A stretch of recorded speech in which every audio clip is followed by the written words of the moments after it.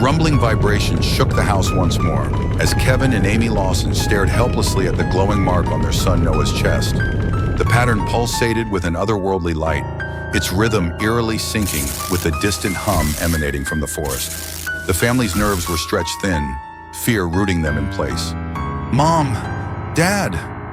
Noah's voice cracked, his face pale as a ghost. "I can hear them calling me." Amy grabbed his hand. "Noah, stay with us. You're not going anywhere." But her plea was drowned out by a deafening roar as the windows shattered inward, shards of glass dancing in the air. The room was bathed in an electric blue glow. A figure materialized in the doorway. Its outline was humanoid, but its proportions were impossibly wrong. Elongated limbs, bulbous head, and eyes that glimmered like black voids. It was the very creature Kevin had glimpsed that night in the woods.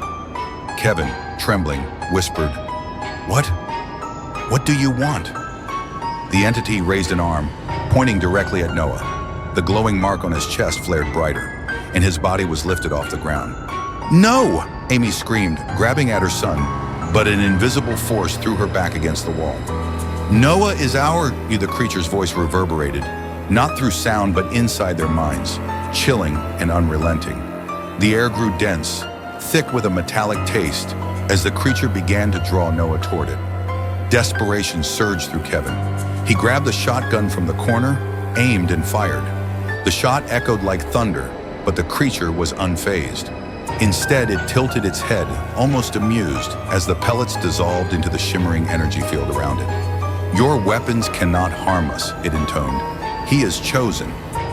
As Kevin and Amy watched helplessly, another figure appeared.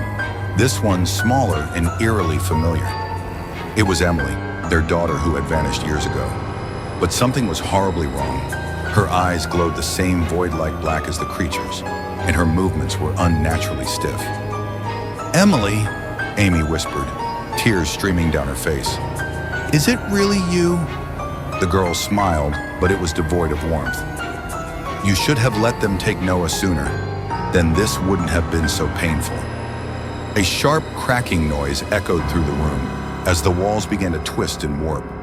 Reality itself bending under the pressure of the entity's power. Noah screamed, his voice filled with terror, as his body started to disintegrate into particles of light. "No!" Kevin roared, lunging forward, but the ground beneath him crumbled, dropping him into darkness. Suddenly, everything stopped. The hum, the light, the terror, it was all gone. Kevin awoke in his bed, sweat pouring down his face. The room was silent, the morning sunlight streaming through the intact windows. "Amy!" he called out, his voice trembling. No response. He got up, stumbling through the eerily quiet house. Amy and Noah were nowhere to be found. It was as if they had never existed. But then he saw it, a note on the kitchen counter written in Amy's handwriting. "Kevin, it's too late. We're with them now. Don't look for us." His heart sank as he realized something was terribly off. He turned toward the hallway mirror, needing to see his own reflection to ground himself in reality. When he looked, he froze. The glowing mark was now on his chest. Behind him, the creature's void-like eyes reflected in the mirror, accompanied by a guttural whisper, "You are next." The lights flickered.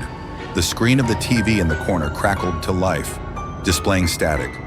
From the static, Amy's distorted voice emerged, screaming, "Run, Kevin, run!" The last thing he saw was the creature lunging at him from the mirror before everything went black. The house stood silent once more, the hum from the forest fading into the ether. Somewhere deep in the void, a new mark began to glow. Thank you for venturing into the unknown with us on Twisted Nightmares Chronicles.